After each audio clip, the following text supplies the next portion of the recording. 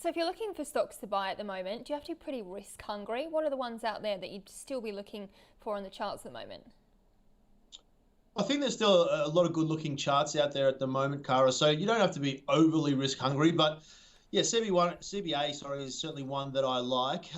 And the reason for that is, when you look at the chart, your eyes immediately go to that $100 price point. It is a big, big round number. It's the biggest of round numbers, if you will.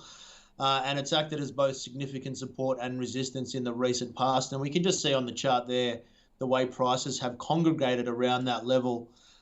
Very recently, obviously within the last couple of sessions, we've seen an aggressive move away from that $100 price point, and that's seen the EMA's exponential moving averages move into a configuration that I like to see.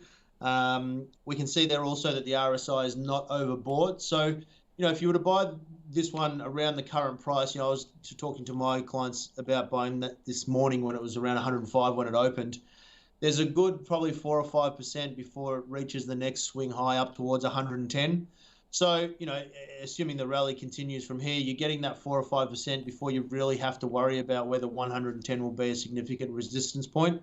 And obviously, the more times a price action tests something, the higher probability is that ultimately it will eventually break through. So, like I said, if you buy this one around current prices or close to 105, you're getting a good 4 or 5% in it before it meets that potential resistance, and hopefully it breaks through there anyway. So, yeah, one for those who are a little bit more risk hungry, but certainly a setup that is there nonetheless.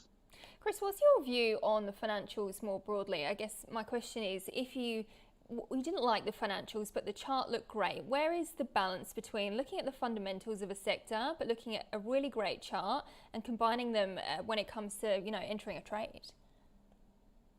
Yeah, it's a great question, Cara, and I think obviously people will shape it different ways. Some traders I know don't care about the fundamentals and will ignore them altogether. I like to have a weight of evidence, so I definitely start with the technicals, and the technical picture needs to be telling me the story that I like to see. But absolutely, I have a fundamental checklist that I'll go away and then look at the fundamentals and the macro environment in particular. So I would say, in specific answer to your question, the macro environment for financials at the moment is good. We've got a recovering Australian and global economy. GDP growth is present. We don't have a great deal of inflation at the moment. I mean, we have some, but it's transitory. And interest rates are low, which isn't great for, say, net interest margins for a bank, but the expectation is that they will rise and those net interest margins will expand. So here we've got, particularly with CBA, a good-looking chart, and then you've got a conducive macro environment. And, I would humbly submit, that's why I've called this chart the CBA premium, is that CBA is the best of the big four banks, and that's why it does command that premium that's called the CBA premium, and it's got a premium-looking chart. So this is one of those situations where I think the fundamentals and the technicals marry up, and that's that weight of evidence that I was talking about.